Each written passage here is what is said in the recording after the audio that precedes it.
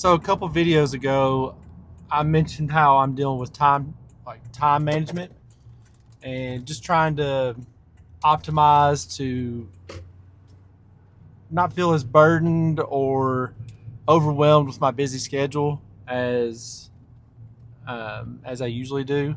So I'm just trying to figure out. I was just trying to figure out how can I do that, and really, so I mentioned gratitude in the last video, but there's a couple of things that I think would be equally as beneficial if you care to implement these things yourself.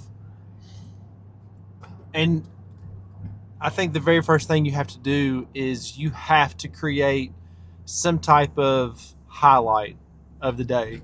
So at you can do it every day.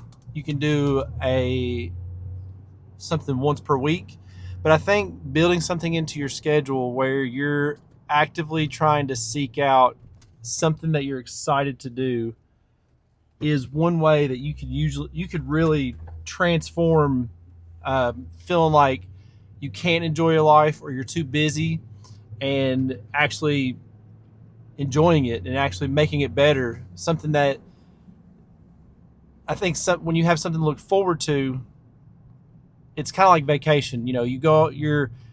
Let's just say you're going on vacation in a month, and all you can think about is your vacation. All you can think about is you got the countdown, one more month, 30 days, 29 days, 28 days till vacation, and you're packing and you're talking about it with your family. It's because you're excited to get the break. You're excited to do something out of the ordinary. You don't want to go to work. You're looking forward to just sitting on the beach, or you know going to the mountains, or however you holiday. And I think if we did that in our daily lives and we did that with our normal schedule, we would feel way less overwhelmed and way more joyful with the time that we've been given. I mean, because let's be honest, time is really short. We don't have a lot of it, and we don't know how much we have.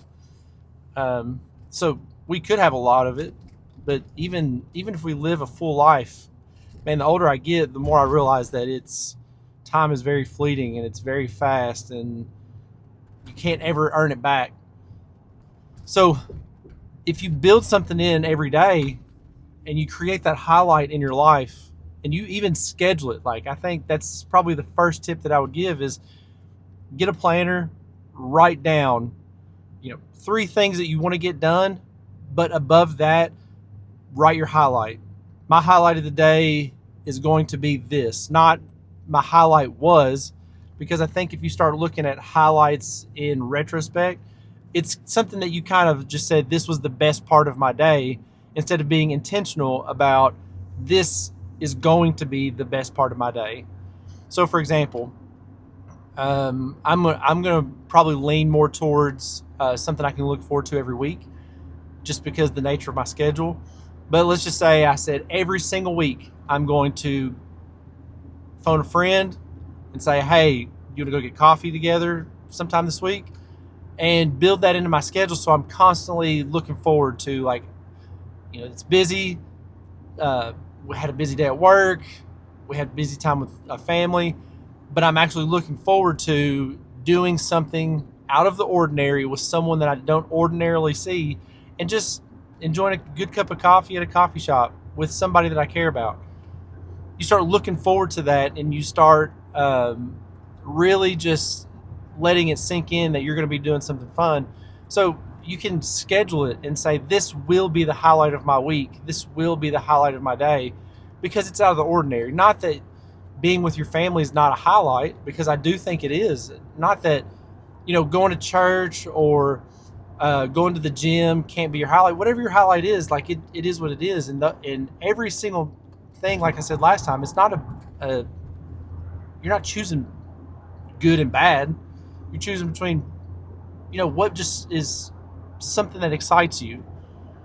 So yeah, I would say first tip to creating a highlight is to proactively write it down, schedule it.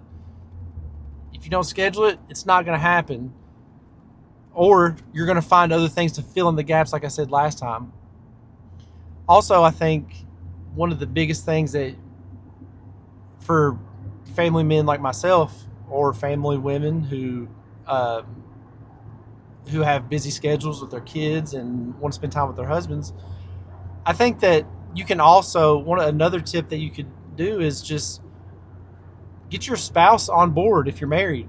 Like, because I know sometimes there's mom guilt of not wanting to have time away from the kids, or there's so much stuff going on, and even dads feel that same pressure of like, well, this has to get done, this has to get done, I don't have time.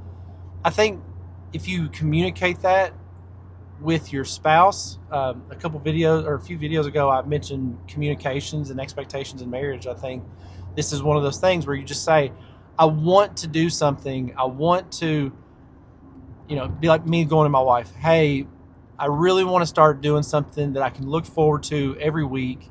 If we're off on the same day throughout the week while the kids are at school, then I can utilize that time to just spend intentional time with her. But if she's at work, then I can use my free time to see if anybody else I know is free. And I think just letting her know, like, for me, it's like, hey, I'm letting you know that I'm going to be trying to set these things aside so that I can feel like there's some breakup in the schedule, some breakup in what I'm doing, so that way I can feel some excitement. And then you just look at your spouse and say, I think you should do something like that too. I think you should find something to break up your schedule and stop feeling like you always have to be, especially for moms, like feel like you have to be a maid, feel like you have to do laundry, feel like you have to do dishes all the time. Get your kids involved in chores is something I'm big on. Dads, I don't care if your wife is a stay-at-home mom. You need to make sure that she's getting time away and she's not just a maid of the house. Like, that's crazy work to just constantly expect your wife, who's a stay-at-home mom, to do everything all the time.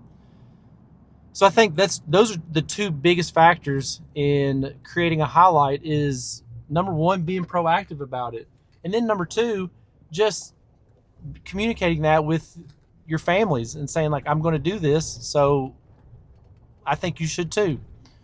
I hope that's helpful. I hope that's encouraging, and I hope it does cause you to really look forward to enjoying your life and finding joy in just every day or every week, and building that into your schedule, because I think this stuff is important, and I think that glorifies the Lord by saying, like, I don't want to feel burdened all the time. I want to have some time where I can truly just have a moment of gratitude and reflect on how wonderful it is that you've given me this life and these people and these opportunities. So steward it well, and I'll see you next time.